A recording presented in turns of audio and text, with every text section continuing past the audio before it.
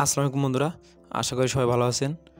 বাচ্চাদের নাক দিয়ে পানি পড়া, হাসি, কাশি, শরীরে চুলকানি রয়েছে তাদের জন্য অত্যন্ত কার্যকরী একটি ওষুধ নিয়ে আলোচনা করব।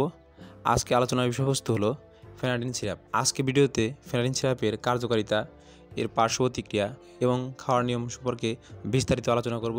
তো ভিডিওটি শেষ পর্যন্ত দেখতে থাকুন। ফেনাডিন সিরাপ সাধারণত ফেক্সোফেনাডিন হাইড্রোক্লোরাইড গ্রুপের একটি ওষুধ।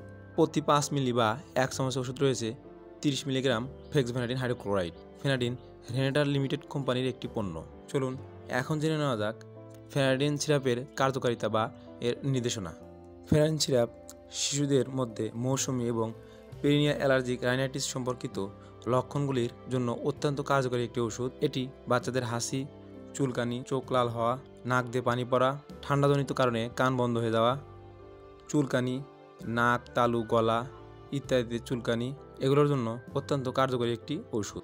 এছাড়াও ফেক্সোফেনাডিন হাইড্রোক্লোরাইড গ্রুপের এই ওষুধ ক্রনিক ইথিওপ্যাথিক ছত্রাকের লক্ষণ ও উপসর্গগুলোর বিরুদ্ধে উল্লেখযোগ্যভাবে কাজ করে।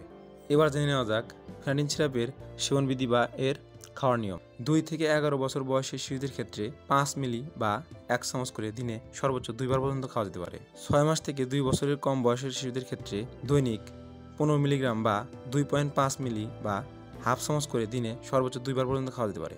তবে কিডনি জাতীয় কোনো সমস্যা হলে সেক্ষেত্রে ফেনাডিন সিরাপের ডোজের পরিবর্তন হতে পারে। চলুন এখন জেনে নেওয়া যাক ফেনাডিন সিরাপের কিছু পার্শ্ব প্রতিক্রিয়া। ফেনাডিন সিরাপের পার্শ্ব প্রতিক্রিয়ার মধ্যে রয়েছে মাথা ঘোরা, ঝিমানি, ঘুম ঘুম ভাব, এগুলো সাধারণত দেখা যায়। এতক্ষণ আমাদের সাথে থাকার জন্য অসংখ্য ধন্যবাদ। যে কোনো ধরনের ওষুধের বিস্তারিত জানতে লাইক, কমেন্ট এবং সাবস্ক্রাইব করে আমাদের পাশে থাকুন। ধন্যবাদ।